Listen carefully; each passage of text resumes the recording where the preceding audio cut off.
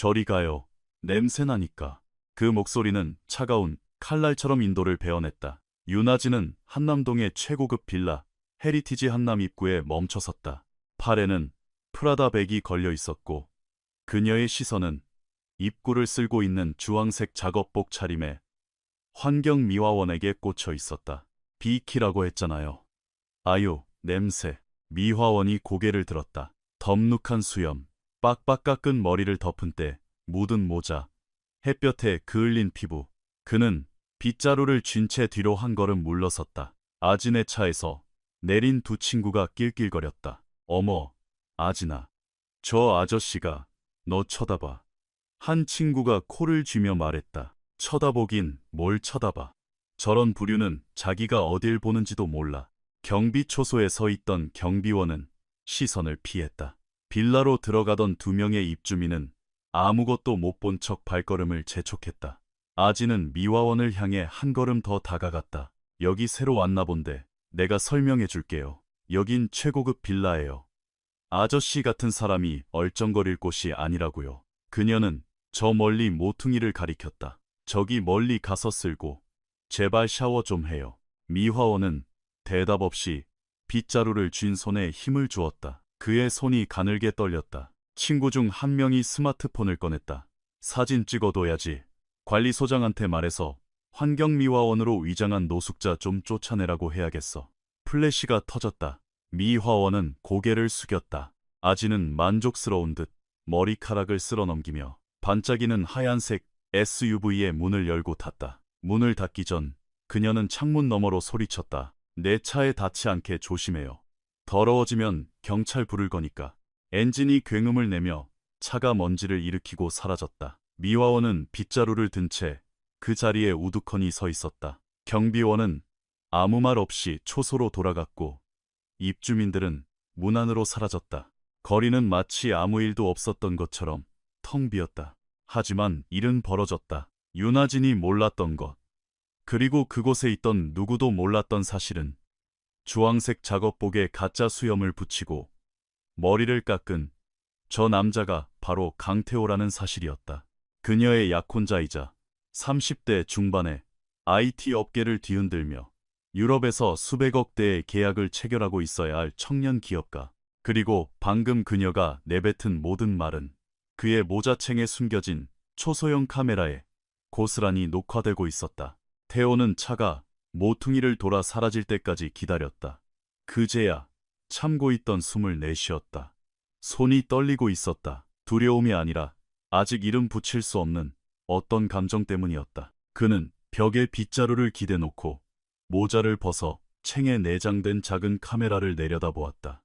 빨간 불빛이 깜빡이며 녹화 중임을 알리고 있었다. 3주, 그가 비즈니스 출장을 핑계로 꾸며낸 시간이었다. 런던에 있는 척하며 예약 발송된 메시지를 보내고 호텔인 척 짧은 통화를 하며 지낸 3주. 정확히 21일 동안 그는 아진이 자주 가는 거리에서 환경미화원으로 살았다. 그리고 매일 그가 잘 안다고 생각했던 여자는 새롭고 더 차갑고 더 잔인한 민낯을 드러냈다. 하지만 방금 전의 일은 그 중에서도 최악이었다. 태호는 낡은 배낭에 모자를 넣고 얼굴을 가렵게 하는 가짜 수염을 만지작거리며 길을 걸었다. 두 블록 앞에는 아진이 매일 오후 4시에 운동을 하러 가는 최고급 피트니스 센터가 있었다. 시간은 충분했다. 그는 공원 벤치에 앉았다. 두 아이가 근처에서 놀고 있었고 유모차를 끈 엄마가 지나갔다. 아무도 그를 쳐다보지 않았다. 마치 존재하지 않는 사람처럼.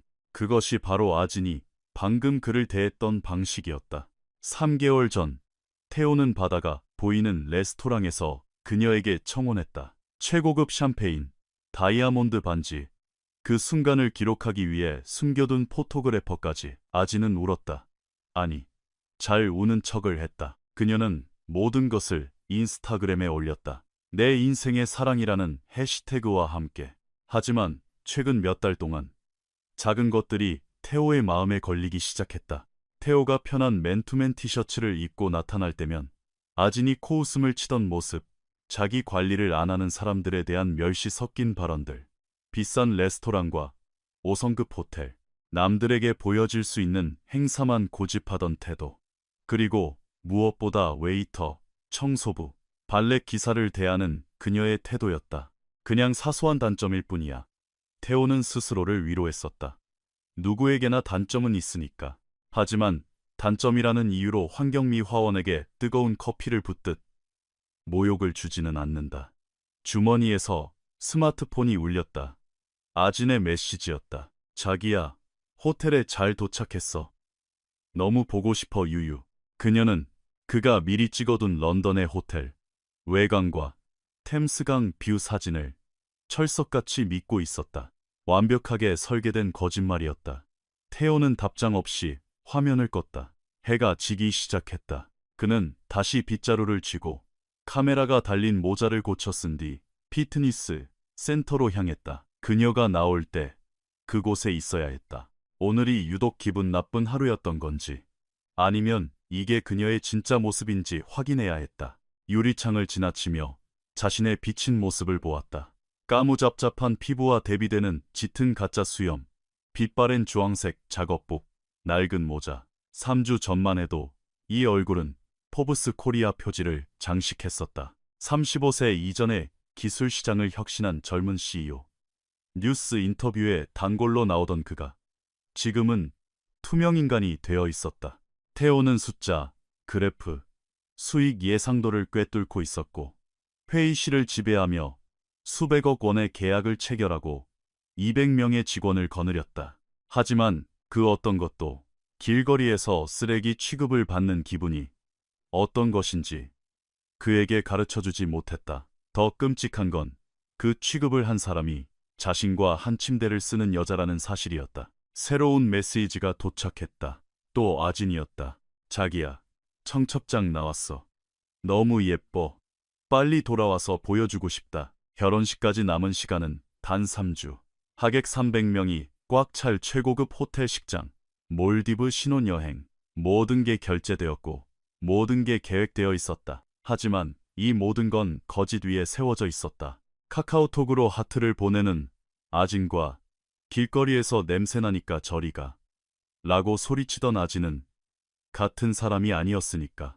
태호는 둘 중 어느 쪽이 진짜인지 알아내야만 했다. 마음 깊은 곳 한 구석에서는 아직도 그녀의 본 모습이 전자이기를 바랐다. 하지만 다른 한 구석, 아진의 목소리에서 혐오감을 똑똑히 듣고 마치 짐승을 찍듯 터지던 스마트폰 플래시를 견뎌야 했던 그는 이미 진실을 알고 있었다.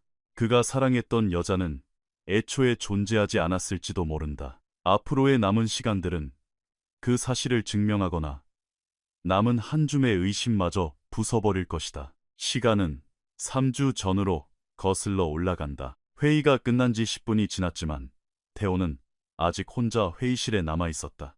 유리 테이블 위로 강남의 화려한 야경이 반사되었다. 15층 펜트하우스 뷰. 그는 노트북 화면의 숫자들을 멍하니 바라보고 있었다. 문이 열리고 아진이 미소 지으며 들어왔지만 태호의 옷차림을 본 순간 미소가 싹 사라졌다. 회사에 맨투맨 티셔츠를 입고 출근한 거야. 태호는 자신의 옷을 내려다보았다. 회색 맨투맨, 평범한 운동화, 시계도 없었다. 집안의 헬스장에서 운동을 하다가 급하게 나온 참이었다. 아침 일찍 화상회의가 있어서 옷 갈아입을 시간이 없었어. 아진이 문을 닫으며 낮고 통제된 목소리로 말했다. 태호야, 넌 CEO야. 사람들이 널 이렇게 보면 뭐라고 생각하겠어? 긴장 풀렸다고 우습게 볼 거 아니야.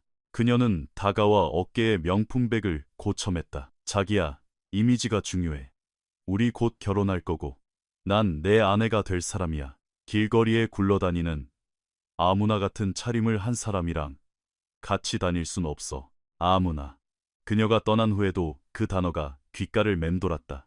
태호는 노트북을 덮고 차 키를 챙겨 지하 주차장으로 내려갔다. 가는 길에 보안 요원을 지나치며 고개 숙여 인사했다. 요원은 활짝 웃으며 인사를 받았다. 조금 더 가니 청소부 아주머니가 바닥을 닦고 있었다. 태호는 물기가 있는 곳을 밟지 않으려 길을 돌아갔고 아주머니는 작은 목소리로 감사 인사를 했다. 엘리베이터에 타자 아진이 이미 안에 있었다. 스마트폰을 보느라 그가 타는 줄도 몰랐다. 아, 진짜 짜증나. 그녀가 누군가와 통화하며 비웃듯 말했다. 아까 그 청소하는 아줌마가 물통 들고 내 옆을 지나가다가 칠 뻔한 거 있지? 앞 좀 보고 다니라고 했는데 말귀도 못 알아듣는 눈치더라. 무식하면 답도 없어. 엘리베이터는 침묵 속에 내려갔다. 태호는 가슴 한구석이 옥죄어 오는 것을 느꼈다. 이틀 뒤 두 사람은 청담동의 프라이빗하고 비싼 이탈리안 레스토랑에서 저녁을 먹고 있었다. 촛불이 은은하게 켜진 테이블, 50대쯤 되어 보이는 희끗희끗한 머리의 웨이터가 에피타이저를 가져왔다. 긴장한 그의 떨리는 손에서 포크가 떨어졌다. 죄송합니다. 사모님, 제가 실수를. 프로의식이라고는 없네요.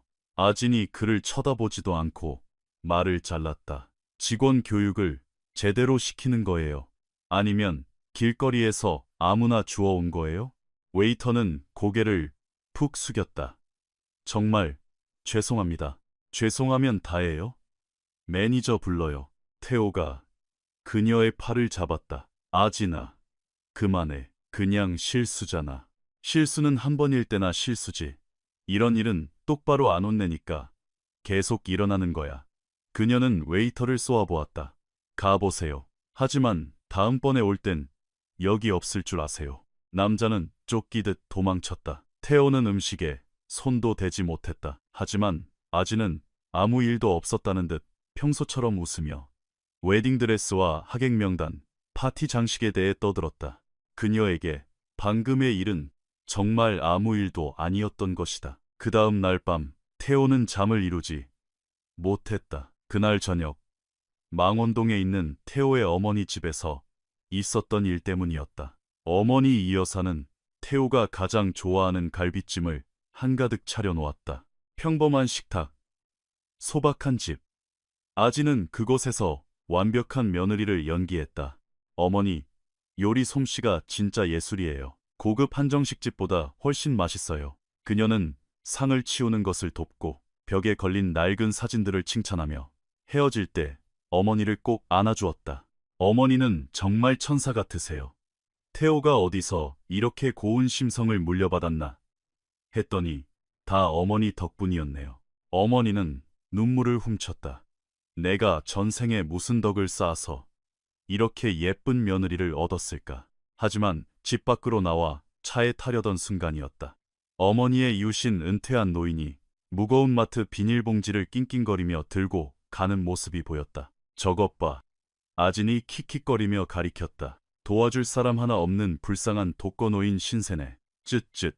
태호가 쳐다보았다. 노인은 땀을 뻘뻘 흘리며 지쳐 보였다. 내가 가서 좀 도와드릴게. 안 돼. 아진이 그의 팔을 꽉 잡았다. 우리 늦었어. 그리고 자기 수트 다 더러워져. 이분이면 혼자 가실 텐데. 오지랖 부리지 마. 우리 알바 아니잖아. 그녀는 시동을 걸며 덧붙였다. 게다가 저렇게 무거운 것도 못 들 정도면 배달을 시키든가 해야지. 촌스럽게 태호는 백미러를 통해 헐떡이며 길가에 주저앉은 노인을 바라보았다. 그 옆에서 아진은 방금 어머니와 찍은 사진을 인스타그램에 올리기 위해 콧노래를 부르며 필터를 고르고 있었다. 그날 밤 태호는 침대에 누워 천장만 바라보았다. 옆에서는 아진이 평온하게 숨을 쉬며 자고 있었다. 그녀를 안 지 2년, 사귄 지 1년, 약혼한 지 6개월. 하지만 그녀의 진짜 모습은 무엇일까? 카카오톡으로 하트를 뿅뿅 날리는 여자? 아니면 50대 웨이터를 쥐잡듯 잡고 늙은 이웃을 비웃는 여자? 그는 스마트폰을 켜서 사람의 진짜 인성을 아는 법을 검색했다. 심리 테스트, 대화법, 커플 상담 같은 뻔한 결과들만 나왔다. 아진은 영악했다. 정답이 무엇인지 알았고 누군가 자신을 지켜보고 있을 때는 완벽하게 연기했다. 스크롤을 내리던 태호의 시선이 한 칼럼에 멈췄다. 사람은 자신에게 중요하지 않은 사람이 보고 있다고 생각할 때 진짜 본성을 드러낸다. 그는 그 문장을 다시 읽었다.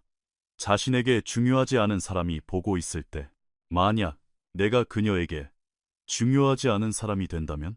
처음엔 말도 안 되는 헛소리라고 생각했다. 그는 자산가치 수백억 원대의 IT 기업 CEO였고 국내에서 가장 영향력 있는 젊은 기업가 명단에 올라 있었다. 어떻게 갑자기 투명인간이 된단 말인가. 하지만 생각할수록 이치에 맞았다. 아지는 자신이 아랫사람이라고 생각하는 이들, 웨이터, 청소부, 경비원, 즉 그녀의 세계에서 아무런 가치가 없는 사람들에게만 본성을 드러냈다. 만약 내가 그 가치 없는 사람 중 하나가 된다면? 태호는 침대에서 일어나 서재로 갔다. 노트북을 켜고 메모를 시작했다. 의심을 사지 않고 사라질 명분이 필요했다. 긴 비즈니스 출장, 뉴욕이나 런던, 몇 주 동안 자리를 비워도 이상하지 않을 곳, 그리고 외모를 완전히 바꿀 변장도 필요했다. 수염, 가발, 아니, 너무 티가 난다. 차라리 머리를 아주 짧게 밀어버리고 전문가용 가짜 수염을 붙이는 게 낫다. 낡은 옷, 전략적인 흙먼지, 무엇보다 아진이 있는 곳에 머물러야 했다. 그가 수만 킬로미터 떨어져 있다고 믿고 있을 때 그녀가 어떻게 행동하는지 봐야 했다. 태호는 구글 맵을 열어 아진이 자주 가는 장소들을 표시했다. 피트니스 센터, 미용실, 그녀의 고급 빌라, 단골 레스토랑, 모두 반경 3km 안에 있었다. 거리를 확대해보며 그곳에 자연스럽게 녹아들 수 있는 직업을 고민했다. 배달원? 너무 바쁘고 계속 이동해야 한다. 대리기사? 차 안에만 있어야 한다. 노점상? 말을 걸어야 한다. 그때 스트리트뷰 사진 구석에서 거리를 쓸고 있는 환경미화원이 눈에 띄었다. 투명인간. 아무도 신경 쓰지 않지만 항상 존재하는 사람. 완벽했다. 그 후 3일 동안 태호는 시나리오를 짰다. 이사회를 소집해 런던의 유럽 투자자들과 직접 대형 계약을 마무리 짓고 오겠다고 발표했다. 최소 3주에서 4주가 걸릴 겁니다. 큰돈이 걸린 일이라 제가 직접 가야 합니다. 아무도 의심하지 않았다. 아지는 서운해했지만 이내 이해하는 척했다. 비즈니스는 비즈니스니까 자기야. 그래도 빨리 와야 해. 우리 결혼식 얼마 안 남았잖아. 그는 비행기 티켓과 호텔을 모두 추적 가능하게 예약했지만 탑승하지 않았다. 마지막 순간에 일정이 변경되었다며 취소했다. 대신 예전에 런던에 갔을 때 찍어둔 뷰 사진들을 활용해 포스팅을 예약하고 국제 번호로 우회되는 자동 메시지와 짧은 통화를 설정했다. 서울 외곽의 작업복 전문 매장에 가서 현금을 주고 주황색 바지와 티셔츠, 야광조끼, 낡은 모자, 빗자루, 쓰레기 바디, 접이식 리어카를 샀다. 특수분장샵에서 리얼한 가짜 수염과 전문가용 접착제, 리무버를 샀다. 전자상가에서는 동전만 한 크기에 12시간 배터리가 가는 초고화질 스파이, 마이크로 카메라를 샀다. 항상 녹화할 순 없으니 평소엔 주머니 속 스마트폰으로 오디오를 녹음하고 모자에 달린 카메라는 아진과 마주칠 때만 켜기로 했다. 모든 장비는 믿을 수 있는 변호사 이름으로 빌린 작은 창고에 보관했다. 테스트 기간은 정확히 21일, 3주로 정했다.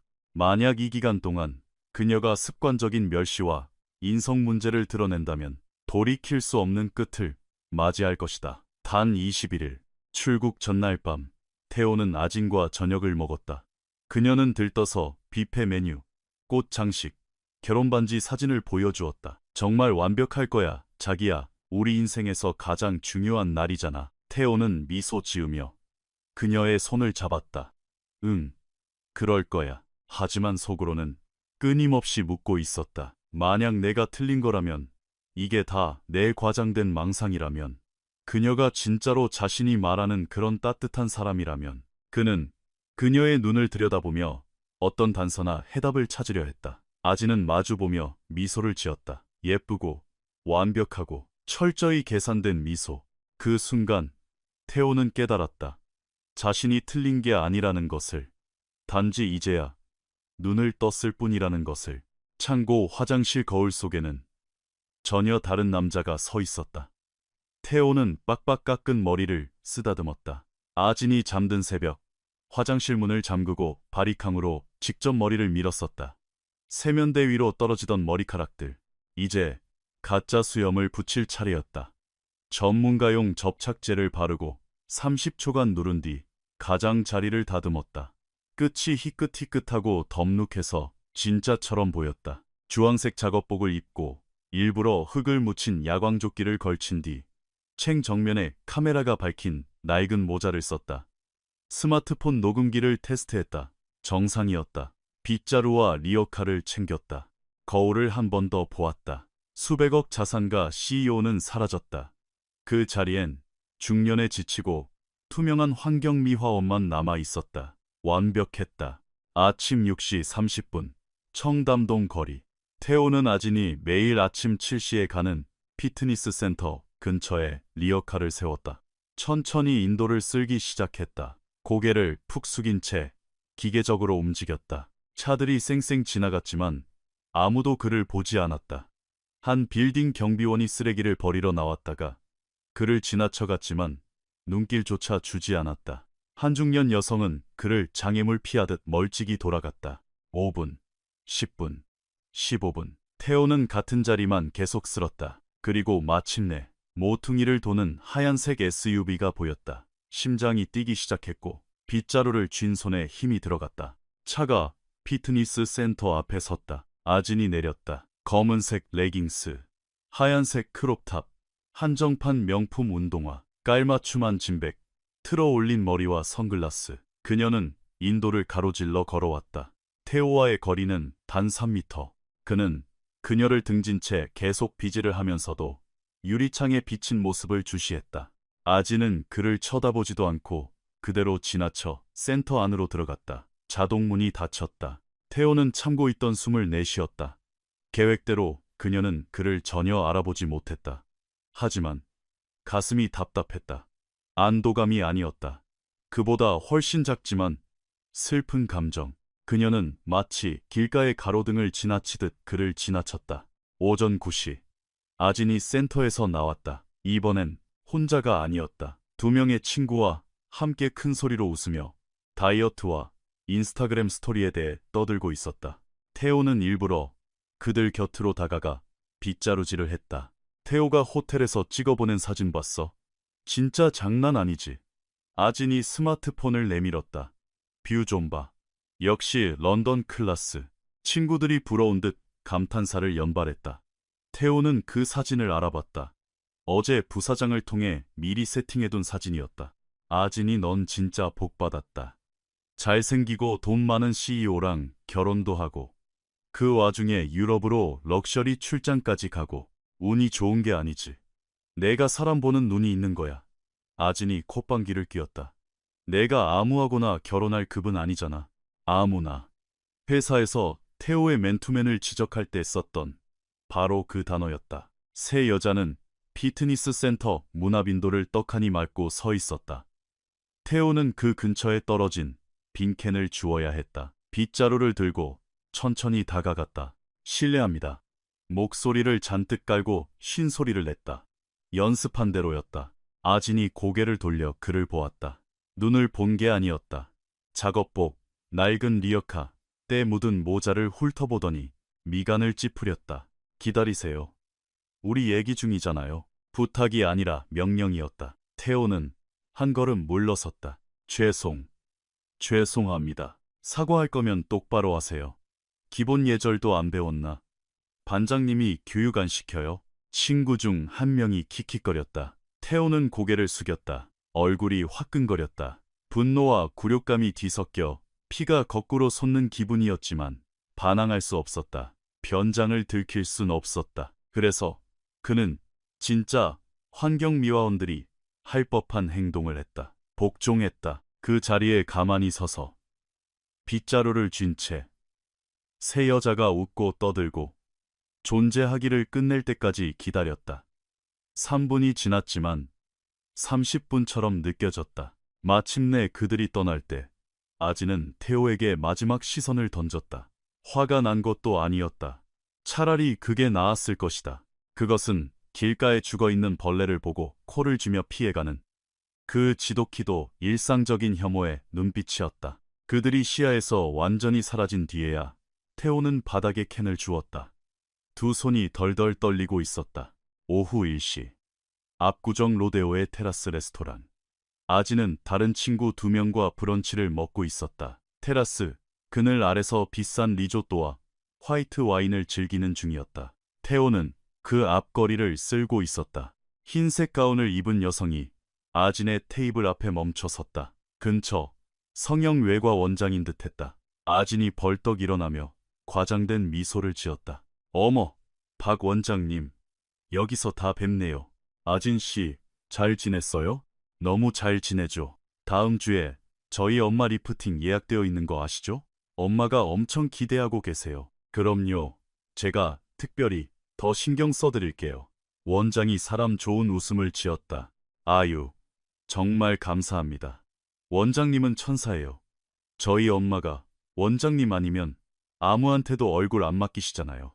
아진이 원장의 손을 살갑게 잡았다. 궁금한 거 있으면 언제든 연락해요. 아진 씨, 참 싹싹하고 예쁜 딸이라니까. 원장이 인사를 하고 떠났다. 아진은 다시 자리에 앉으며 흐뭇하게 웃었다.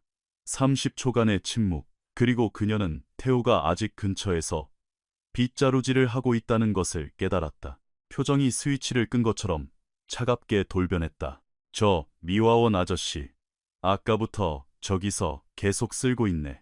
친구 중 하나가 손을 내저으며 말했다. 먼지 날려.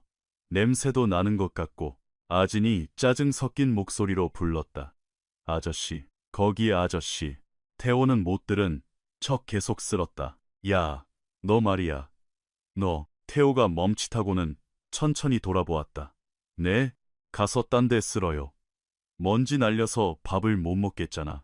하지만 전 이 구역을 배정받아서 일하는 중인데요. 사모님, 여기가 아저씨 땅이라도 돼요. 이름표라도 붙여놨어. 아진이 팔짱을 꼈다. 빨리 저 밑으로 꺼져요. 냄새나니까. 친구가 웨이터를 불렀다. 여기 매니저 좀 부르세요. 이 사람이 밥 먹는데 방해하잖아요. 웨이터가 난처한 표정으로 태호와 아진을 번갈아 보았다. 제가 조치하겠습니다. 태호가 손을 들어 올렸다. 됐습니다. 가겠습니다. 그는 리어카를 끌고 인도를 따라 멀어졌다. 뒤에서 그녀들의 비웃음 소리가 들려왔다. 저런 부류는 진짜 눈치가 없어. 아진이 동네방네 들으라는 듯 큰 소리로 말했다. 동상처럼 가만히 서가지고는 멍청하고 게으른 거 티낸다니까. 태호는 뒤돌아보지 않고 계속 걸었다. 모자의 카메라는 이 모든 것을 빠짐없이 기록하고 있었다. 저녁 6시, 태호는 작업복을 입은 채 공원 벤치에 앉아 있었다. 스마트폰을 연결해 오늘 찍힌 영상들을 돌려보았다. 그녀의 모든 말, 모든 경멸의 눈빛과 제스처가 고스란히 담겨 있었다. 3번의 마주침, 3번의 굴욕. 그리고 그녀는 자신이 짓밟은 사람이 누구인지 꿈에도 몰랐다. 태호의 가슴 속에서 묘한 감정이 소용돌이쳤다. 단순한 분노도 슬픔도 아니었다. 그것은 명확함이었다.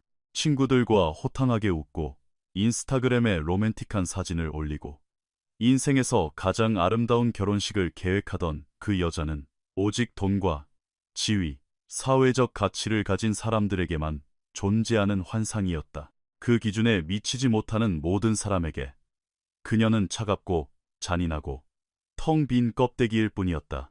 더 끔찍한 건 그녀 스스로 그걸 전혀 문제라고 생각하지 않는다는 점이었다.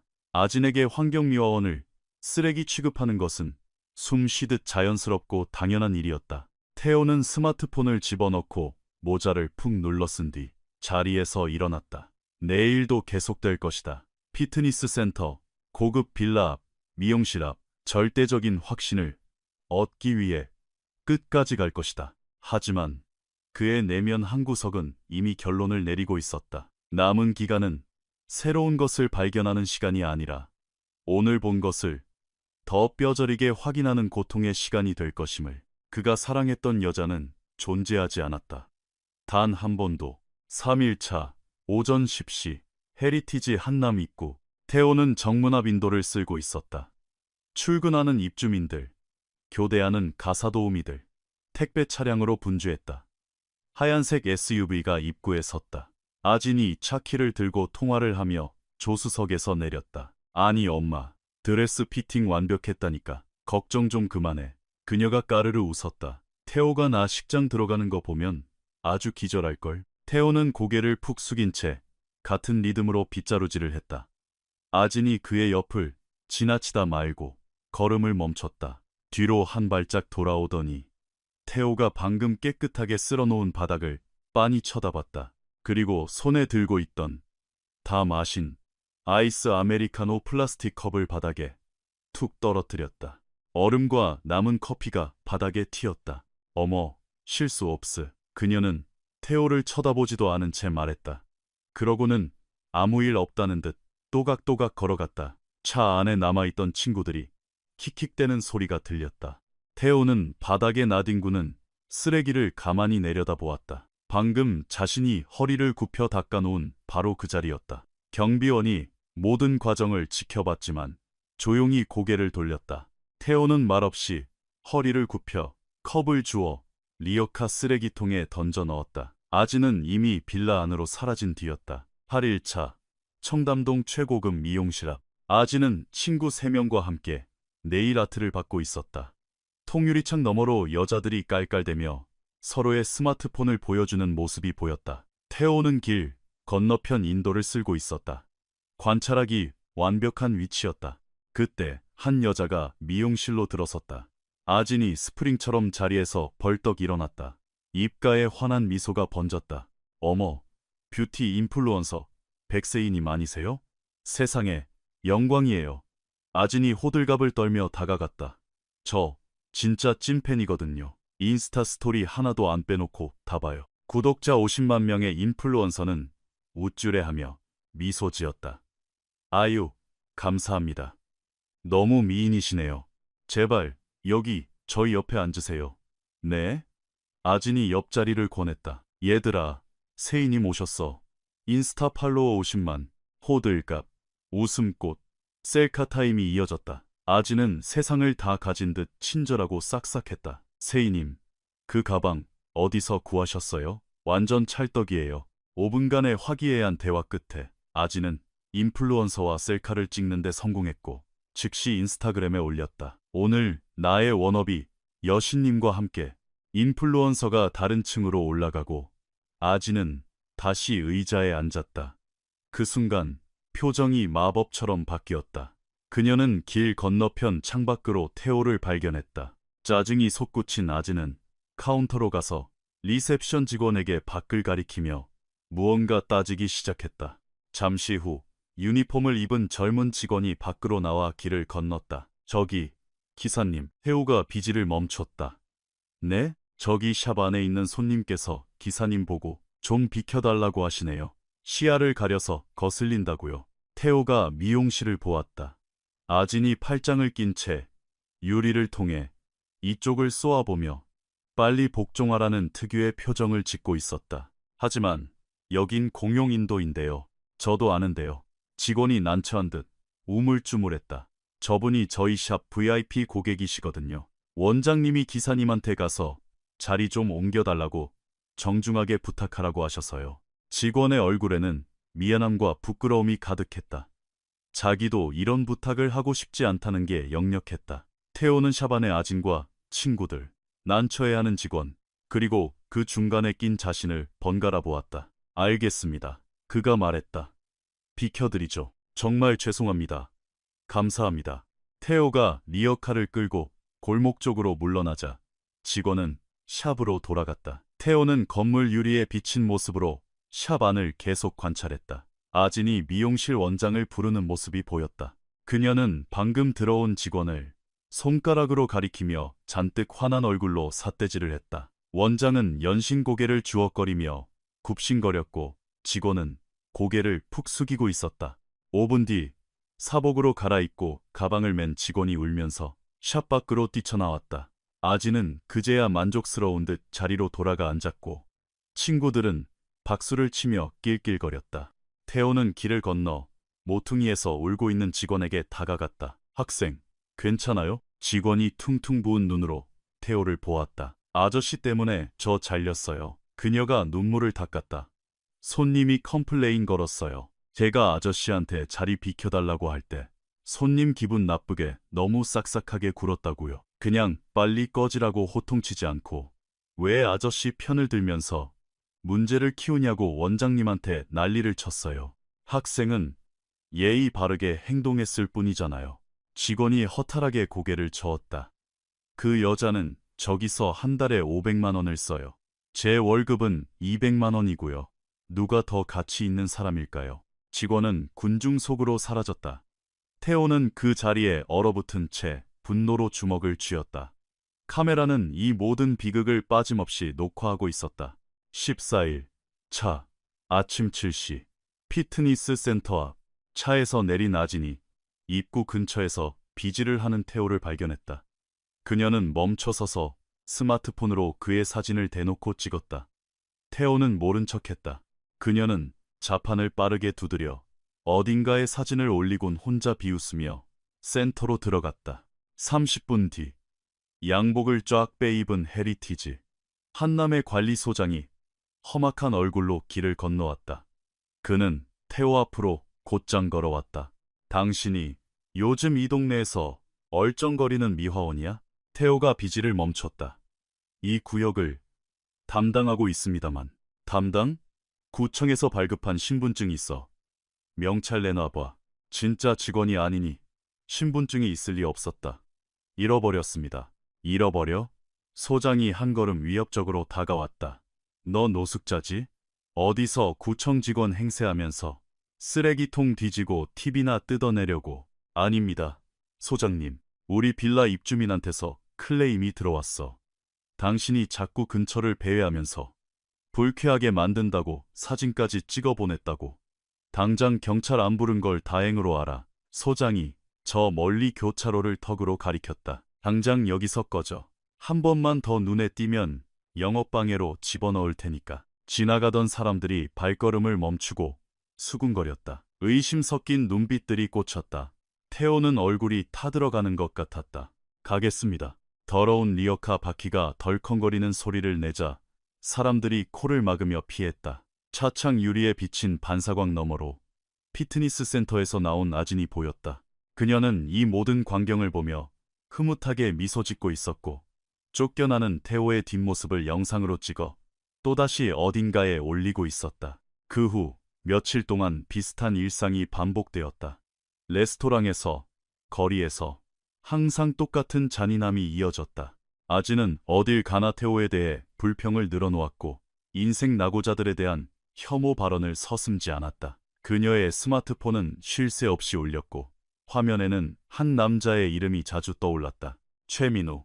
태호는 모든 것을 묵묵히 기록했다. 하지만 19일차 이 잔혹한 테스트는 마침내 임계점에 도달했다. 19일 차 오후 1시 청담동 고급 레스토랑. 아진이 4명의 친구들과 브런치를 먹고 있었다. 길다란 테이블, 비싼 와인, 시끄러운 웃음소리. 태호는 길 건너편에서 빗자루질을 하고 있었다. 멀리 떨어져 있었지만 카메라의 지향성 마이크가 대화를 잡아내기엔 충분했다. 아진의 스마트폰이 울렸다. 화면을 본 그녀가 입꼬리를 올리더니 빠르게 문자를 보내고는 친구들이 못 보게 폰을 뒤집어 놓았다. 누구야? 한 친구가 호기심을 보였다. 아무도 아니야. 그냥 업무톡. 아진이 폰을 밀어뒀지만 태호의 눈에는 테이블 유리에 반사된 화면의 이름이 똑똑히 보였다. 최민우. 얘들아, 내가 단톡방에 올린 동영상 봤어? 아진이 화제를 돌렸다. 우리 빌라 단톡방에서 그 미화원 위장한 노숙자 영상 완전 난리 났잖아. 친구들이 몸을 기울이며 맞장구를 쳤다. 완전 소름. 네가 소장한테 신고한 건 진짜 잘한 일이야. 당연하지. 저런 인간들한테는 자기 주제를 알게 해줘야 한다니까. 아무데나 기웃거리지 못하게. 근데 그냥 청소일 하던 거 아니야? 한 친구가 물었다. 일은 무슨? 그냥 일하는 척하면서 구걸할 타이밍 재는 거지. 100% 남의 차 긁거나 훔쳐 갈 것 뻔해. 아진이 와인을 홀짝였다. 관리소장이 쫓아내서 진짜 10년 감수했어. 태호는 빗자루 자루가 부러져라 꽉 쥐었다. 근데 태호 씨는 언제 온대? 다른 친구가 물었다. 다음 주. 아주 보고 싶어 죽겠어. 유유 아진이 극적으로 과장된 한숨을 쉬었다. 그래도 참아야지. 지금 런던에서 엄청난 금액의 계약을 성사시키고 있거든. 그녀의 폰이 다시 징 울렸다. 그녀는 슬쩍 몰래 확인하곤 다시 미소 지었다. 아진아, 넌 진짜 인생 다 가졌다. 가진 게 아니지. 얘들아, 이건 전략이야. 아진이 코스숨을 쳤다. 난 무조건 성공한 남자만 골랐어. 실패한 패배자들하고 엮일 일은 내 인생에 절대 없으니까. 친구들이 와인잔을 부딪혔다. 태호는 천천히 길을 건넜다. 몹시 차분한 걸음걸이로 그녀들의 테이블을 향해 직진했다. 2미터 앞에 멈춰 섰다. 아진이 기척을 느끼고 돌아보았다. 뭐예요? 또? 식사 중에 죄송합니다. 사모님. 태호는 쉰 목소리를 유지했다. 이거 떨어뜨리셨습니다. 그는 손을 내밀었다. 구겨진 5만 원짜리 지폐 한 장이었다. 아진이 놀라 자기 명품 배관을 뒤적였다. 지폐가 빠져나간 게 맞았다. 아주 짧은 1초, 단 1초 동안 그녀의 표정이 누그러졌다. 그녀는 처음으로 태호를 투명 인간이 아닌 사람으로 보는 듯했다. 고마워요. 그녀의 입에서 처음으로 인간다운 목소리가 나왔다. 태호는 아주 잠깐 그 말을 믿을 뻔했다. 하지만 다음 순간 아진은 더러운 오물을 집어들듯 태호의 손에서 지폐를 획 낚아챘다. 찰나의 순간은 끝났다. 그녀는 돈을 지갑에 쑤셔 넣고 친구들 쪽으로 획 돌아앉았다. 태호는 그 자리에 계속 서 있었다. 기척을 느낀 아진이 짜증스럽게 고개를 돌렸다. 가라고요. 왜 안 가고 버텨? 돈을 찾아드렸는데 팁이라도 조금. 친구들의 대화가 멈췄다. 모두가 두 사람을 쳐다보았다. 아진이 짧고 건조한 코웃음을 쳤다. 참나. 내 돈을 주워주고 지금 나한테 팁을 달라고요? 그녀가 상체를 앞으로 숙였다. 이봐요. 내가 당신 절도죄로 경찰에 안 넘긴 걸 다행으로 알아요. 내 가방에서 슬쩍 훔치려다 들키니까 주운 척하는 거 내가 모를 줄 알아? 훔치지 않았습니다.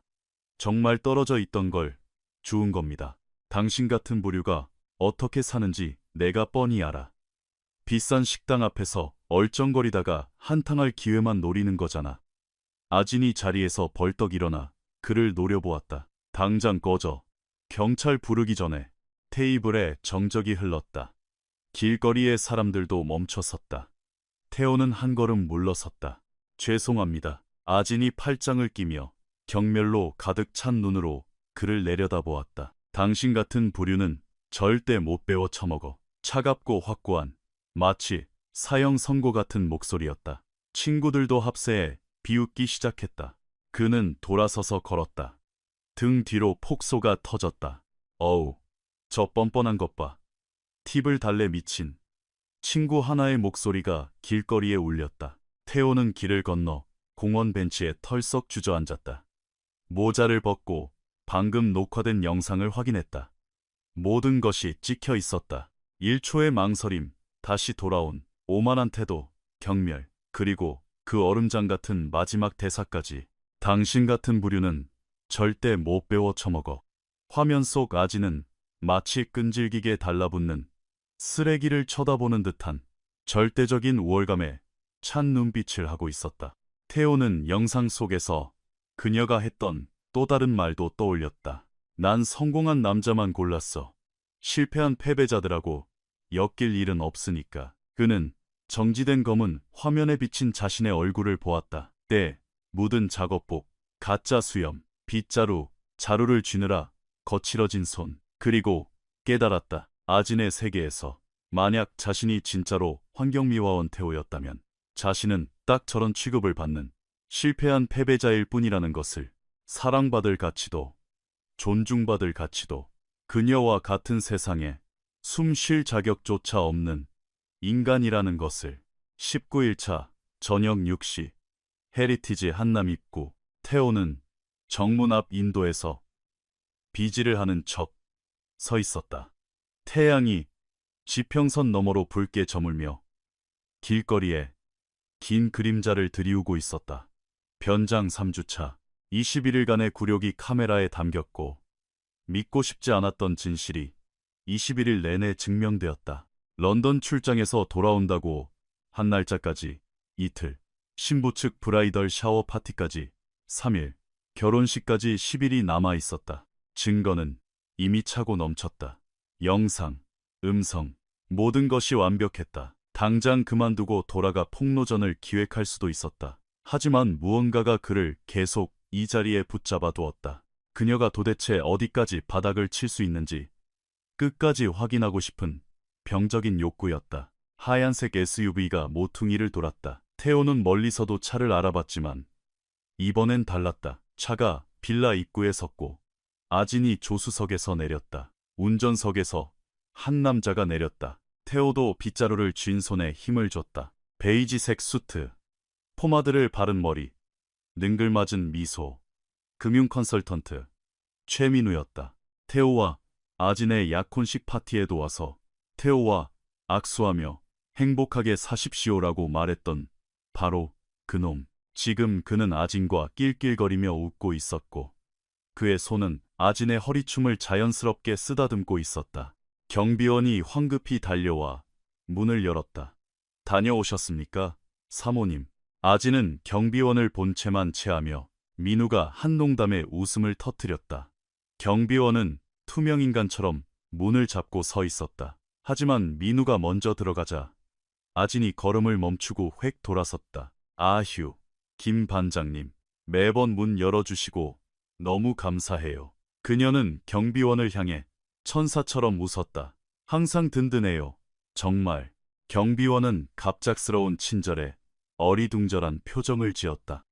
아진은 민우의 팔짱을 끼고 로비로 사라졌다. 2분 뒤 아진만 혼자 밖으로 다시 나왔다. 민우는 먼저 올라간 듯했다. 그리고 그녀는 인도에 서 있는 태호를 발견했다. 방금 전까지 천사 같던 눈빛이 순식간에 차갑고 도끼 서린 눈으로 돌변했다. 그녀가 성큼성큼 다가왔다. 또 당신이야?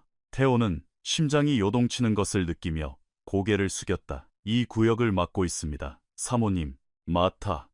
아진이 팔짱을 꼈다. 내가 당신 쫓아냈잖아. 관리소장한테 신고까지 했는데 왜 자꾸 기어들어와? 저도 먹고 살아야 해서 일, 웃기지 마. 당신 지금 나 스토킹하는 거지. 그녀가 앙칼지게 소리치자 로비 쪽에서 돌아온 민우가 문 밖으로 나왔다. 아진은 민우를 보며 소리쳤다. 자기야. 그녀는 태호의 지인이자 하객인 남자에게 자기라고 불렀다. 민우가 어깨를 으스대며 다가와 보호자 행세를 했다. 아저씨, 좋은 말 할 때 꺼지쇼. 사람 귀찮게 하지 말고. 태호는 대답 없이 아진을 쳐다보았다. 아진이 입꼬리를 비틀어 웃었다. 불안해서가 아니라 순수하고 악의적인 미소였다. 내 생각엔 말이야. 아진이 주변 경비원과 지나가는 입주민들 모두가 들으라는 듯 목소리를 높였다. 자기야, 이 인간 미화원 아니야. 그냥 내 주변 맴도는 미친 스토커 새끼라고. 아닙니다. 전, 닥쳐. 그녀가 한 발짝 다가왔다. 내가 모를 줄 알아. 피트니스 센터, 레스토랑, 샵, 그리고 우리 집 앞까지. 내가 가는 곳마다 당신이 있잖아. 이 변태 같은 새끼야. 주변 사람들이 걸음을 멈췄고 몇몇 집의 창문이 열렸다. 태호는 발밑이 꺼지는 것 같았다. 사모님, 맹세코, 맹세, 우연이라고, 우기게. 아진이 스마트폰을 치켜들었다. 지금 당장 경찰 부를 거야. 스토킹의 영업방해로 고소해서 인생 콩밥 먹게 해줄 테니까. 아진 씨, 그만. 그는 실수로 그 이름을 내뱉고 말았다. 아진이 얼어붙었다. 너, 지금 날 뭐라고 불렀어? 정적이 흘렀다. 태호는 아차 싶었지만 이미 늦은 뒤였다. 그게, 죄송합니다. 제가 내 이름을 어떻게 알아? 아진의 두 눈이 공포와 분노로 커졌다. 네가 내 이름을 어떻게 아냐고. 민우가 아진의 팔을 잡아 끌었다. 자기야. 뒤로 물러서. 이 새끼 진짜 위험한 놈인가 봐. 아진이 부들부들 떨리는 손으로 태호를 가리켰다. 이제 내 이름까지 캐냈어? 어떻게 알았어? 말해. 이 쓰레기 새끼야. 태호는 입을 다물었다. 지금 여기서 이런 식으로 정체를 밝힐 수는 없었다. 하지만 그녀의 저 날조된 파괴적인 비난은 그의 가슴 속 무언가를 완전히 박살내버렸다. 그녀는 그가 스토커가 아니라는 걸 알면서도 단순히 눈앞에 거슬리는 쓰레기를 치워버리기 위해 무고한 사람을 범죄자로 몰고 있었다. 그것은 단순한 모욕을 넘어선 인간성을 짓밟는 선을 넘은 짓이었다. 아지는 자신의 명품 백에서 마시던 생수병을 꺼내더니 뚜껑을 열어 테오의 얼굴에 정통으로 끼얹었다. 차가운 물이 얼굴과 가슴을 강타하고 작업복을 흠뻑 적셨다. 내가 경고했지. 구박도 하고 소장시켜서 쫓아내기도 했는데 왜 못 알아쳐먹어. 아진이 또박또박 칼로 찌르듯 내뱉었다. 당신 같은 부류는 절대 못 배워 처먹어. 그녀가 경비원을 향해 소리쳤다. 당장 경찰 불러요. 경비원이 허둥지둥 수화기를 들었다. 민우가 아진의 어깨를 감싸 안으며 테오를 벌레 보듯 쳐다봤다. 험한 꼴 보기 전에 당장 꺼져. 이 미친놈아. 사람들이 스마트폰을 꺼내 영상을 찍고 수군거리고 그를 정죄하고 있었다. 테오는 물에 흠뻑 젖은 채 서 있었다. 가짜 수염에서 물이 뚝뚝 떨어지고 모자가 젖어 들어갔다. 그는 말없이 빗자루와 리어카를 챙겼다. 마지막으로 아진을 쳐다보았다. 그녀는 마치 더러운 바퀴벌레를 밟아 죽인 승리자처럼 흐뭇하게 그를 마주 보고 있었다. 테오는 돌아섰다. 뚝뚝 떨어지는 물을 흘리며 인도를 걸어갔다. 사람들은 전염병 환자를 피하듯 길을 터주었다. 모퉁이를 돌고 2블록, 3블록을 정처 없이 걸었다. 인적이 드문 좁은 골목에 도착해서야 그는 벽에 기대어 주저앉았다. 모자를 벗어 카메라를 확인했다. 빨간불은 여전히 깜빡이며 모든 것을 기록하고 있었다. 테오는 버튼을 눌러 녹화를 종료했다. 턱에 붙은 가짜 수염을 거칠게 뜯어내 바닥에 내동댕이 쳤다. 더러운 골목 바닥에 주저앉아 그는 3주 만에 처음으로 엉엉 소리 내어 울었다. 슬퍼서가 아니었다. 억울해서도 아니었다. 분노, 환멸, 그리고 자기 자신에 대한 끔찍한 혐오감 때문이었다. 저런 여자를 사랑했다는 것, 저런 악마 같은 여자와 평생을 함께할 계획을 세웠다는 것, 너무 오랫동안 눈이 멀어 인생 최대의 실수를 저지를 뻔했다는 사실에 구역질이 났다. 최민우, 그녀는 내 눈앞에서 다른 남자를 자기라고 불렀다. 내가 투명인간 환경미화원이기 때문에 아무 가치도 없는 쓰레기니까 마음대로 모욕하고 가짜 스토커로 몰아 감옥에 쳐넣어 인생을 박살내도 아무런 죄책감을 느끼지 않았다. 가난하고 보이지 않는 사람들은 진실을 요구할 권리도 정의를 바랄 권리도 인간 대접을 받을 권리도 없다고 생각하는 괴물이었다. 테오는 눈물을 거칠게 닦아내고 일어섰다. 스마트폰을 꺼내 동영상 폴더를 열었다. 21일치 영상, 수십 개의 굴욕과 폭언이 담긴 증거 파일들. 그는 방금 찍힌 마지막 영상을 재생했다. 자신에게 물을 뿌리는 아진. 그 승리에 찬 오만한 미소. 아진을 껴안고 비웃는 민우의 꼴이 정지 화면에 멈춰 있었다. 그 순간 테오는 결심했다. 단순히 파혼만 하고 끝내지 않겠다. 내일 오후 3시 호텔 연회장에서 열리는 브라이덜 샤워. 그녀의 부모, 친구, 그리고 하객 200명 앞에서 그녀가 어떤 쓰레기인지 만천하에 까발리겠다. 그녀가 속이 얼마나 썩어 문드러진 인간인지 모든 동영상을 틀어 증명할 것이다. 복수를 위해서가 아니라 진실을 위해서였다. 윤아진 같은 사람들은 명품 옷과 두꺼운 화장, 거짓된 천사의 미소 뒤에 숨어 산다. 누군가는 그 역겨운 가면을 벗겨내야만 했다. 테오는 구석에 숨겨뒀던 배낭을 꺼냈다. 골목 구석에서 축축한 주황색 작업복을 벗어 던지고 청바지와 깨끗한 셔츠, 운동화로 갈아입었다. 바닥에 널브러진 허름한 허물과 가짜 수염을 내려다보았다. 3주, 21일, 수백 시간 동안 철저히 투명 인간이었던 시간. 이제부터 그는 두 번 다시 무시할 수 없는 존재가 될 것이다. 다음 날 오후 3시. 럭셔리, 호텔, 선셋, 그랜드 볼룸, 200명의 하객, 화이트 앤 골드, 톤의 화려한 꽃장식, 최고급 코스, 요리 테이블. 3단 케이크, 그리고 홀 중앙을 장식한 대형 웨딩 사진. 사진 속 태호와 아진은 환하게 웃으며 서로를 껴안고 있었다. 액자에 박제된 완벽한 거짓말이었다. 아진은 눈이 부시도록 아름다웠다. 연분홍색 실크 드레스, 완벽하게 세팅된 머리와 메이크업. 그녀는 홀을 누비며 축하와 선물, 찬사를 온몸으로 받고 있었다. 아진아, 너 진짜 여신이야. 태호 씨는 전생에 나라를 구했나봐. 아진의 어머니는 딸을 보며 흐뭇해했고 아버지는 유명 인사 하객들과 악수를 나누고 있었다. 아진의 친구들은 쉴 새 없이 플래시를 터뜨리며 인스타그램용 사진을 찍었다. 저 구석 테이블에는 최민우도 얌전히 앉아 틈틈이 아진과 눈을 맞추며 미소를 교환하고 있었다. 아무도 그들의 은밀한 눈빛을 눈치채지 못했다. 오후 3시 20분. 사회자가 단상에 올랐다. 여러분, 안녕하십니까? 오늘 윤아진 양과 강태호 군의 아름다운 결합을 축하하기 위해 와주셔서 감사합니다. 박수갈채. 곧 신부의 선물 개봉 시간이 있겠지만 그 전에 아주 특별한 서프라이즈가 준비되어 있습니다. 아진이 어리둥절쓴 표정으로 어머니를 쳐다봤지만 어머니도 모르는 눈치였다. 아쉽게도 오늘 이 자리에 참석하지 못한 특별한 분이 계시죠. 바로 영국의 런던에서 엄청난 계약을 체결 중인 예비 신랑 강태호님께서 신부를 위해 직접 특별한 영상 편지를 보내오셨습니다. 하객들이 환호하며 박수를 쳤다. 아진은 감동받은 척 두 손을 가슴에 모았다.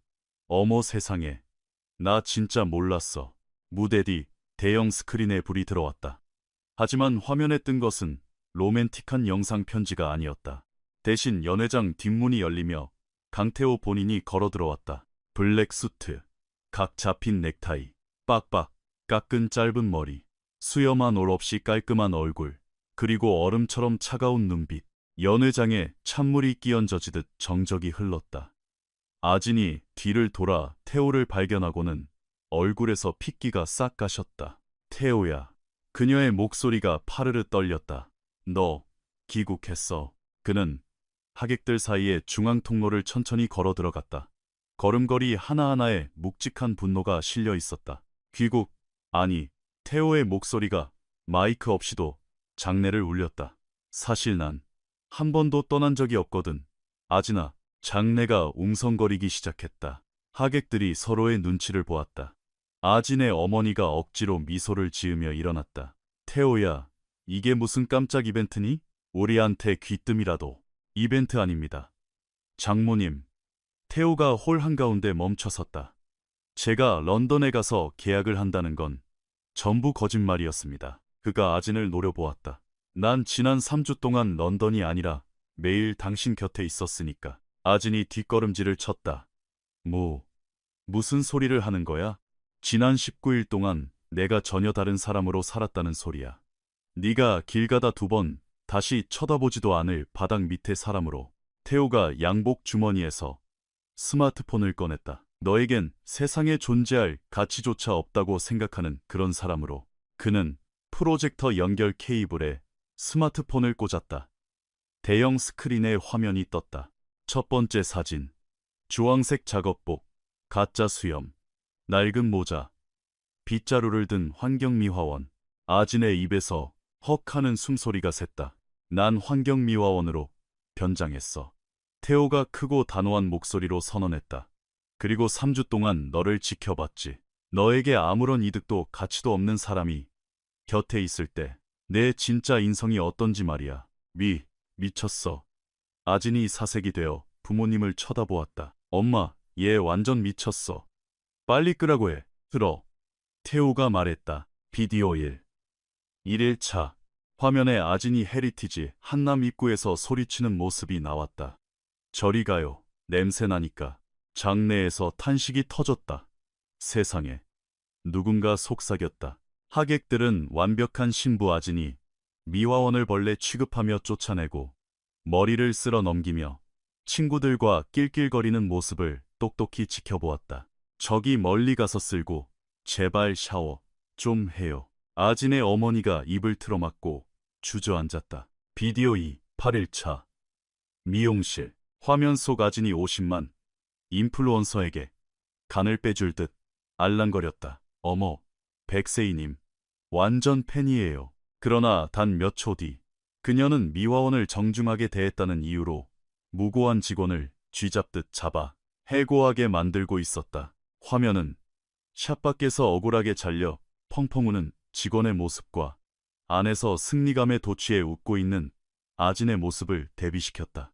아진의 아버지가 붉어진 얼굴로 두 손에 얼굴을 묻었다. 제발 그만하게. 태호군. 몇몇 여성 하객들이 역겨운 듯 자리에서 일어났다. 홀 안 여기저기서 훌쩍이는 소리가 들렸다. 비디오 3. 19일차 마지막 영상. 아진이 최민우의 허리에 손을 감고 차에서 내리는 모습. 그녀의 입술이 선명하게 움직였다. 자기야. 홀 안에 한 친구가 소리쳤다. 빨리 저거 꺼. 하지만 영상은 멈추지 않았다. 아진이 미화원 태호를 가리키며 소리쳤다. 이 변태 같은 스토커 새끼야. 자신이 스토커가 아님을 알면서도 경찰에 넘겨 인생을 끝장내려던 악독한 얼굴. 생수병에 물을 얼굴에 집어던지고 쏘아붙인 마지막 말. 당신 같은 부류는 절대 못 배워 처먹어. 그리고 화면에 민우가 등장했다. 아진의 어깨를 감싸며 협박하는 모습. 험한 꼴 보기 전에 당장 꺼져. 이 미친놈아. 자기야라는 단어가 홀 전체를 메아리 쳤다. 아진의 어머니는 의자에 쓰러지듯 기대어 통곡했다. 아진아, 네가 도대체 무슨 짓을 한 거니? 아버지는 창백하게 질린 채 넋을 잃었다. 아진이 홀 구석에 민우를 다급하게 쳐다보았다. 민우는 이미 사태를 파악하고 몰래 뒷문으로 도망치려다 일어서는 참이었다. 하지만 태호 측 하객 중 한 명이 그의 앞을 가로막았다. 어딜 도망가. 앉아있어. 영상이 끝났다. 스크린이 까맣게 변했다. 무덤 같은 정적이 연회장을 짓눌렀다. 태호는 스마트폰을 뽑아 주머니에 넣고 아진을 똑바로 쳐다보았다. 단 3개의 영상이야. 지난 21일 동안 찍은 수십 개의 영상 중 아주 일부지. 그가 천천히 말했다. 네가 내가 쓸어놓은 바닥에 일부러 커피잔을 던지는 영상. 주민들 단톡방의 날 스토커로 박제한 캡처본. 내가 네 떨어진 돈을 주워줬는데 도둑으로 몬 영상까지 다 있어. 그는 아진을 향해 한 걸음 다가갔다. 넌 날 알아보지 못했어. 왠 줄 알아? 넌 단 한 번도 그 미화원의 얼굴을 제대로 본 적이 없으니까. 내 눈엔 그냥 움직이는 쓰레기로 보였을 뿐이니까. 아진은 입을 벙긋거렸지만 목소리가 나오지 않았다. 어머니는 울고 있었고 아버지는 고개를 푹 숙인 채 바닥만 보았다. 방금 전까지 아진을 찬양하던 친구들은 일제히 시선을 피했다. 난 널 공개적으로 망신 주려고 이 영상을 인터넷에 올리지 않았어. 태호의 목소리는 차분했지만 날카로웠다. 대신 이 자리에 틀었지. 내 거짓된 연극에 속아 우리 결혼을 축하하러 온 사람들에게 진실을 보여주기 위해서. 그는 왼손 약지에 끼워진 약혼 반지를 빼서 가장 가까운 테이블 위에 툭 던졌다. 내가 누군지도 모르는 괴물과 평생을 약속할 뻔했으니까. 그리고 여기 있는 모든 사람은 당신이 얼마나 바닥까지 썩은 인간인지 알 권리가 있으니까. 아진이 그제야 정신이 든 듯 절망적으로 외쳤다. 태호야. 난 진짜 몰랐어. 그게 너인 줄 알았다면 내가 정확해. 태호가 얼음장 같은 목소리로 말을 잘랐다. 만약 그게 나인 줄 알았다면 넌 천사처럼 굴었겠지. 우리 어머니 집에서 그랬던 것처럼, 미용실 인플루언서한테 그랬던 것처럼. 하지만 그 미화원은 내가 아니라 그냥 냄새나는 밑바닥 인생이었고 넌 그런 사람들은 짓밟아도 된다고 생각했지. 그는 멈추지 않았다. 넌 네가 한 짓에 대해 조금의 부끄러움도 없어. 넌 단지 들켰다는 사실, 이 수치스럽고 두려울 뿐이야. 아니야, 태호야. 내가 다 설명. 넌 네 기분 좀 상했다고 죄 없는 직원을 직장에서 잘리게 만들었어. 그게 윤아진, 너라는 인간의 진짜 모습이야. 아진은 입을 열었다가 다시 닫았다. 반박할 말이 없었다. 넌 내게 이득이 되는 사람에게만 친절해. 태호의 눈엔 일말의 동정심도 없었다. 그리고 난 그런 인간을 절대 용서할 수 없어. 태호가 돌아서서 홀을 빠져나가려 했다. 아진이 비명을 지르며 달려와 그의 팔을 필사적으로 붙잡았다. 드레스가 구겨지고 눈물로 화장이 엉망이 되어 있었다. 기다려. 제발. 우리가 다시 얘기할 수 있잖아. 내가 변할게. 응? 내가 고칠게. 태호가 걸음을 멈추고 자신의 팔에 매달린 그녀의 손을 내려다보았다. 넌 절대 안 변해, 아진아. 넌 네가 잘못했다고 생각조차 안 하니까. 그가 그녀의 손을 차갑게 쳐냈다. 그저 돈줄을 놓치게 된 게 미치도록 아까울 뿐이지. 그는 문 앞까지 걸어가다 멈춰 서서 마지막으로 고개를 돌렸다. 시선은 구석에서 쥐죽은 듯 굳어있는 최민우를 향했다. 아, 최민우 씨. 이제 저 여자 당신 가지십시오. 행운을 빕니다. 태호가 문을 열고 나갔다. 문이 닫히는 순간 연회장은 폭발했다. 비명, 오열, 하객들의 웅성거림과 비난 섞인 고함. 아진은 화려한 핑크빛 드레스를 입은 채 바닥에 털썩 주저앉아 짐승처럼 울부짖었다. 어머니가 뛰어나와 딸을 끌어안았고 아버지는 황급히 태호를 뒤쫓아 나갔지만 그는 이미 차를 몰고 사라진 뒤였다. 하객들은 짐을 챙겨 연회장을 빠져나가며 저마다 수근거렸고 몇몇은 스마트폰으로 녹화한 영상을 친구들에게 전송하고 있었다. 2시간 후 영상들은 인터넷에 유출되었다. 태호가 올린 것이 아니었다.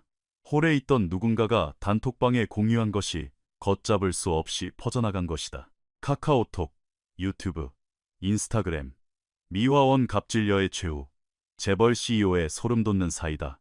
파혼, 강남 럭셔리녀의 민낯이라는 자극적인 제목과 함께 영상은 폭발적으로 바이럴되었다.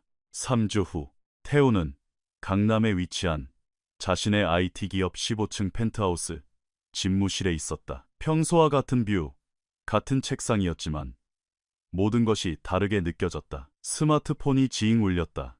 알림이 또 하나 떴지만 확인하지 않았다. 보나 마나 자신의 사연을 다룬 뉴스 기사, 사이버 레카들의 리뷰 영상, 혹은 댓글 반응일 것이다. 사건은 전국적인 이슈가 되었다. 청년 갑부, 환경미화원 위장에 약혼녀의 민낯 폭로하다. 단순한 파혼극.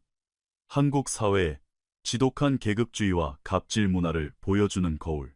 단 하루 만에 조회수 300만을 찍고 일주일 만에 0만을 넘겼다. 유명 시사, 프로그램, 다큐멘터리 제작진, 대형 유튜브 채널에서 인터뷰 요청이 빗발쳤다. 태호는 모든 인터뷰를 거절했다.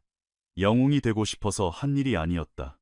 그저 평생을 끔찍한 거짓말 속에서 살고 싶지 않았을 뿐이다.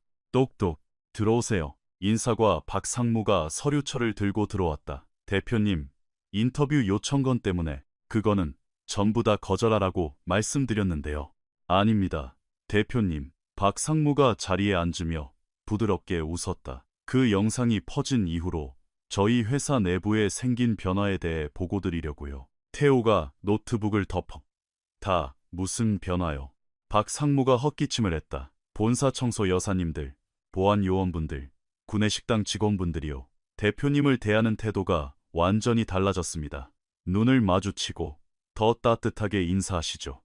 몇몇 분들은 영상을 보고 눈물을 흘리셨다고 합니다. 태어나서 처음으로 투명 인간이 아니라 진짜 사람으로 인정받은 기분이었다고요.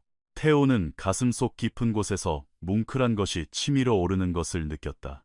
그래서 제안서를 하나 가져왔습니다. 박상무가 서류를 펼쳤다. 사내 하도급, 서비스직 직원들을 포함한 전 직원 대상, 직장 내 상호 존중, 의무 교육 도입, 완전 익명신고 채널 신설, 그리고 임원진뿐만 아니라 모든 부서의 휴게 시설을 동등하게 리모델링하는 안입니다. 태호가 서류를 받아들고 사인펜으로 즉시 결제 사인을 갈겼다. 당장 추진하세요. 박상무가 환하게 웃었다. 그리고 이건. 그녀가 작은 봉투를 내밀었다. 환경미화 및 보안팀 직원분들이 십시일반 돈을 모아 대표님께 드리는 선물입니다. 태호가 봉투를 열었다.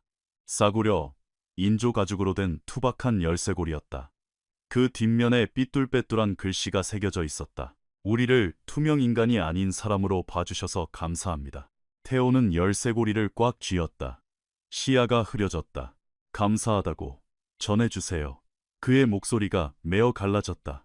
박 상무가 묵묵히 고개를 끄덕이고 나갔다. 태호는 홀로 남아 창밖의 서울을 내려다보았다. 15층 높이에서 내려다보는 사람들은 개미처럼 작고 보이지 않았다.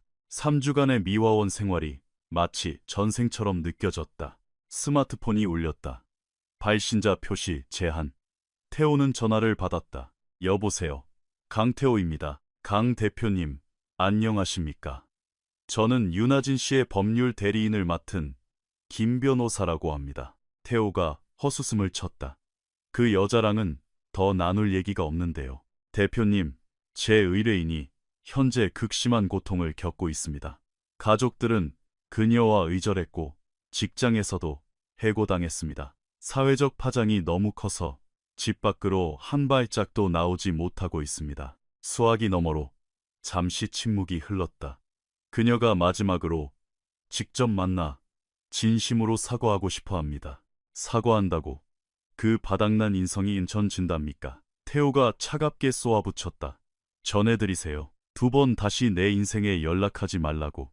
태호는 전화를 끊고 그 번호를 차단했다. 그로부터 2주 뒤 토요일 오후, 태호는 펜트하우스와 사무실에만 갇혀있는 것이 답답해 무작정 밖으로 나왔다. 목적지 없이 걷다 보니 어느새 홍대 연남동 거리에 닿아 있었다. 따뜻한 햇살, 버스킹하는 사람들, 데이트하는 연인들. 그는 작은 테이크아웃 커피 카트에서 아메리카노를 주문했다. 커피를 내리던 50대 사장님이 태호의 얼굴을 유심히 보더니 눈을 크게 떴다. 혹시 그 동영상에 나오신 대표님? 태호가 작게 고개를 끄덕였다. 사장님이 커피를 건네며 덥석 태호의 손을 잡았다. 감사합니다. 정말 고마워요. 네? 우리 딸내미가 강남 비싼 빌딩에서 청소 일을 하거든요. 대표님 영상 보고 우리 딸이 펑펑 울었어요. 매일 출근해서 자기가 겪는 취급이랑 똑같다고. 그런데 대표님 덕분에 세상 사람들이 조금은 우릴 사람 취급해주기 시작했다고요. 태호가 두 손으로 사장님의 손을 꽉 마주 잡았다. 따님께서 그런 험한 대우를 받으신다니 제가 다 죄송합니다. 아닙니다. 대표님 덕에 많이 바뀌고 있어요. 사람들이 눈치를 보거든요. 정말 고맙습니다. 태호는 미소를 지으며 돌아섰다. 길을 걷다 가판대에 진열된 잡지를 보았다. 표지에 자신과 아진의 모자이크된 사진이 실려 있었다. 독이 든 신데렐라 동화의 파국. 그는 잡지를 사지 않았다. 결말은 이미 알고 있으니까. 2 블록을 더 걷다. 우연히 한 로스터리 카페 앞에 멈춰 섰다. 고급스럽지 않은 평범하고 바쁜 골목 카페였다. 예전에 아진과 한두 번 와본 적이 있는 곳이었다.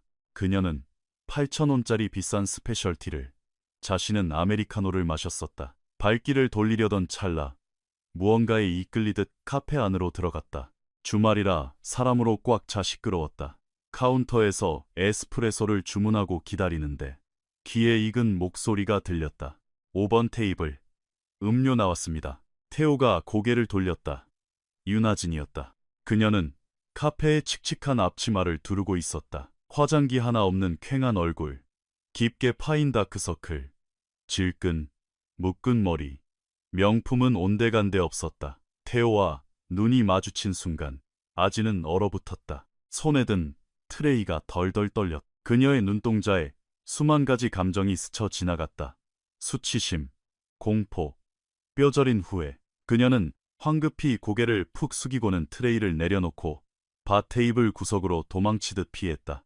야, 윤아진. 7번 테이블 안 치우고 뭐해. 점장이 날카롭게 소리쳤다. 그녀는 행주를 집어들고 떨리는 손으로 테이블을 훔쳤다. 태호는 카운터에 기대 그 모습을 지켜보았다. 한 진상 고객이 커피가 미지근하다며 아진에게 짜증을 내며 반말을 했다. 예전 같았으면 상상도 못할 일이었지만 아진은 고개를 90도로 숙이며 연신 죄송합니다. 다시 만들어 드리겠습니다라고 사과했다. 대들지도 화내지도 못했다. 그녀는 이제 반대편에 서는 것이 어떤 기분인지 온몸으로 겪고 있었다. 태호는 커피를 다 마시고 자리에서 일어나 반납대로 갔다. 아진이 거기서 컵을 씻고 있었다. 그가 다가오는 것을 본 아진은 수세미를 쥔 채 그를 멍하니 올려다보았다. 태호야, 그가 손을 들어 말을 막았다. 단호하고 차가운 동작이었다. 듣고 싶지 않아. 얘기하러 온 거 아니야. 태호는 반납대 옆 팁박스에 5만 원짜리 지폐 한 장을 밀어 넣었다. 자비가 아니라 그녀가 평생 알지 못했던 기본적인 예의로서 남긴 돈이었다. 하지만 이거 하나는 알아도 태호가 아진의 눈을 똑바로 쳐다보았다. 분노도 연민도 없는 건조한 사실이었다. 난 널 파멸시키려고 그 짓을 한 게 아니야. 나 자신을 파멸시키지 않기 위해서 한 거지.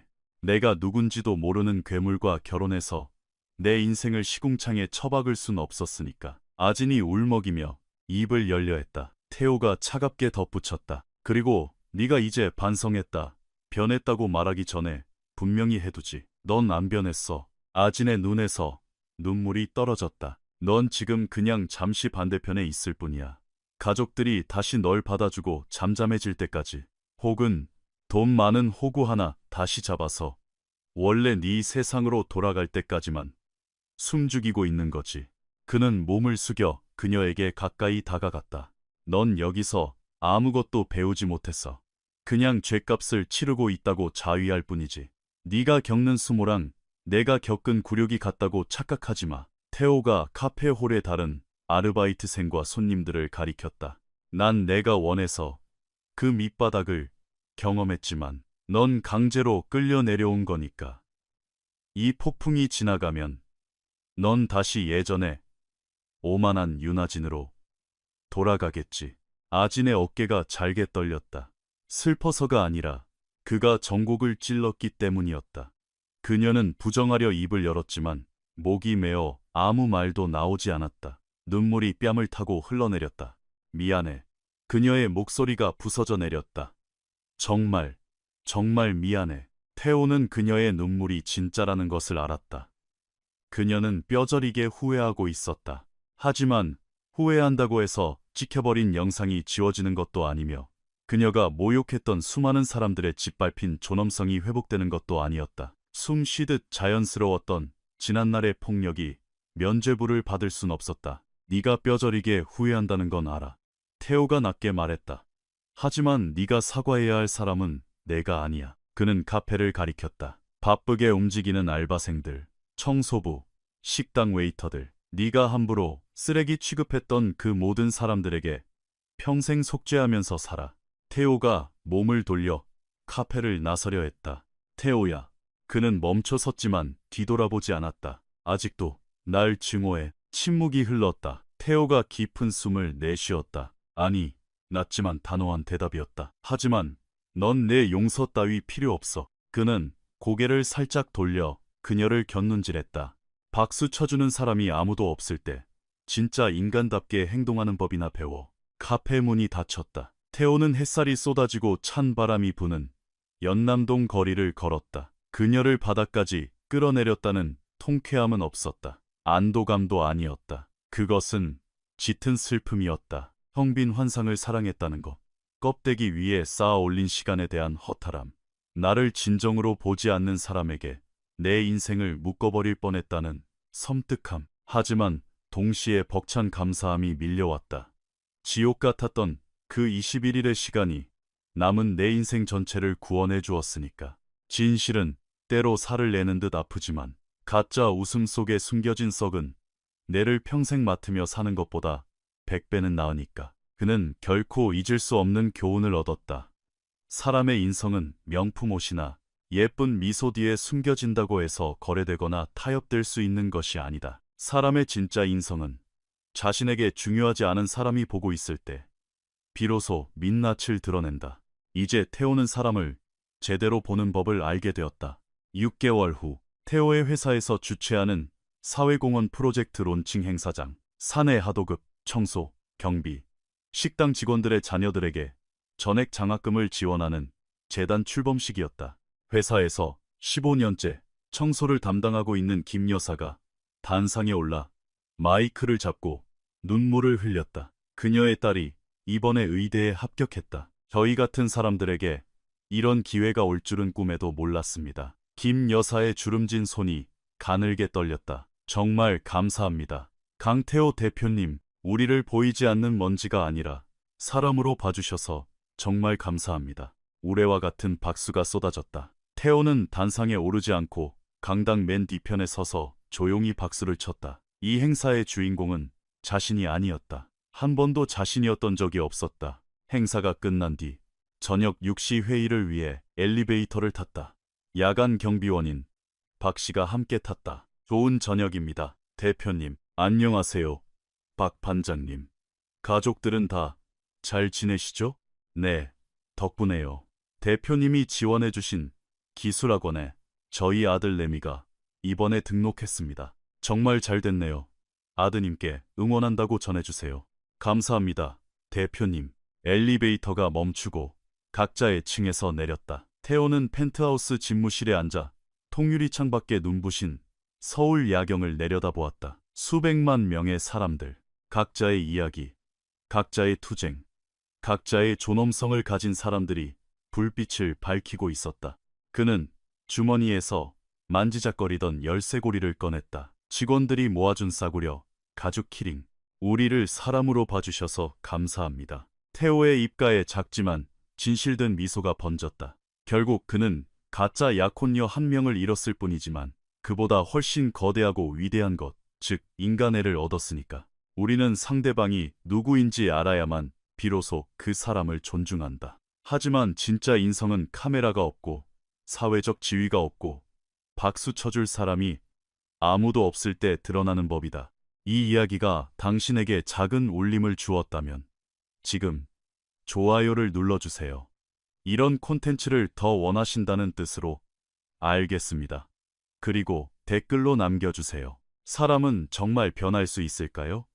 아니면 가면이 벗겨진 후에 그저 후회할 뿐일까요?